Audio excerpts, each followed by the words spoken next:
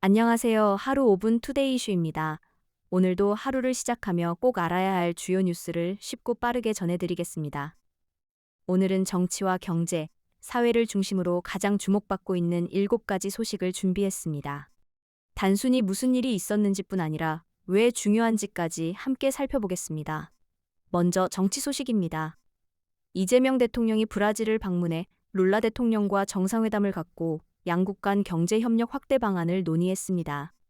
이번 회담에서는 핵심 광물 공급망과 방산, 조선, 우주항공, 친환경 에너지 등 미래 산업 분야에서 협력을 강화하기로 뜻을 모았습니다. 특히 남미 경제 공동체인 메르코수르와의 자유무역 협정 추진에도 속도를 내기로 하면서 국내 기업들의 중남미 시장 진출에 대한 기대감이 커지고 있습니다. 세계 각국이 공급망 확보 경쟁을 벌이는 상황에서 자원과 시장을 동시에 확보하려는 움직임이라는 점에서 의미가 적지 않습니다. 다음은 경제 소식입니다. 정부와 미국의 통상 협상이 막바지 단계에 접어들었습니다. 최근 미국이 자국 산업 보호를 강화하는 가운데 우리 정부는 조선 산업을 비롯한 다양한 협력 방안을 제시하며 협상에 나서고 있습니다. 이번 협상 결과는 자동차와 반도체, 철강 등 우리 수출 산업 전반에 영향을 줄 수 있는 만큼 기업들도 상황을 예의주시하고 있습니다. 전문가들은 협상 결과에 따라 하반기 수출 흐름과 국내 경기에도 적지 않은 변화가 나타날 수 있다고 전망하고 있습니다. 세 번째 소식입니다. 국내 증시는 이번 주 주요 기업들의 실적 발표를 앞두고 관망세를 보이고 있습니다. 삼성전자와 SK하이닉스를 비롯한 반도체 기업들의 실적은 물론 미국의 대형 IT 기업 실적도 연이어 발표될 예정입니다. 특히 인공지능 시장 확대에 따라 반도체 수요가 얼마나 늘었는지가 핵심 관심사입니다. 만약 시장 예상보다 좋은 실적이 나온다면 국내 증시에도 긍정적인 영향을 줄 가능성이 있지만 기대에 미치지 못할 경우 변동성이 커질 수 있다는 분석도 나오고 있습니다. 네 번째는 산업 분야 소식입니다. 인공지능 산업이 빠르게 성장하면서 전력 공급 문제가 새로운 국가 경쟁력으로 떠오르고 있습니다. AI 서비스가 확대될수록 데이터 센터가 늘어나고 데이터 센터는 막대한 전력을 소비합니다. 하지만 국내 송전망과 전력 인프라 확충 속도는 산업 성장 속도를 따라가지 못하고 있다는 지적이 이어지고 있습니다. 전문가들은 앞으로는 반도체 기술뿐 아니라 안정적인 전력 공급 능력도 국가 경쟁력을 결정하는 중요한 요소가 될 것이라고 분석하고 있습니다. 다섯 번째는 생활경제 소식입니다.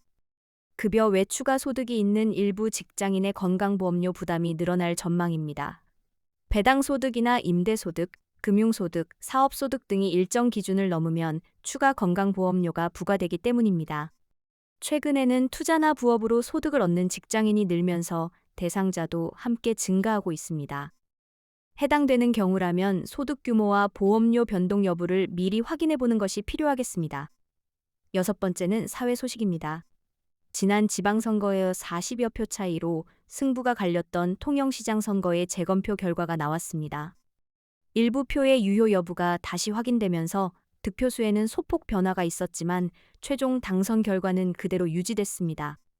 이번 사례는 선거에서 단 한 표의 가치가 얼마나 중요한지를 다시 한번 보여주는 사례로 평가되고 있으며 선거 관리의 정확성과 투명성 역시 중요한 과제로 다시 주목받고 있습니다.